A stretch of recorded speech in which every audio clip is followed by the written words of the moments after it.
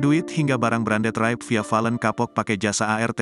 Pedangdut Via Valen trauma memperkerjakan jasa asisten rumah tangga, ART, di rumahnya. Sebab ART yang pernah bekerja di rumahnya saat itu memiliki niat buruk. Via Valen menceritakan kejadian apes yang beberapa kali dialaminya karena ulah ART. Hal ini diungkapkan Via Valen setelah ada netizen berniat ingin bekerja di rumahnya sebagai ART, sementara di rumah aku nggak pakai jasa ART kak. Ingat nggak dulu aku pernah share pengalaman punya ART yang nyolong tapi akhirnya nggak aku penjarain. Nah setelahnya ternyata rata-rata art yang di rumah aku pada banyak yang nyolong.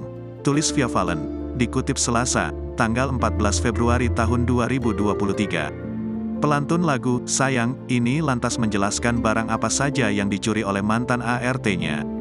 Dari duit, perhiasan, baju baru yang belum dipakai sampai sepatu LV, belt dan sepatu Hermesku. Termasuk jaket off-white seserahan lamaran pun ludes dibawa, ungkap Via Valen.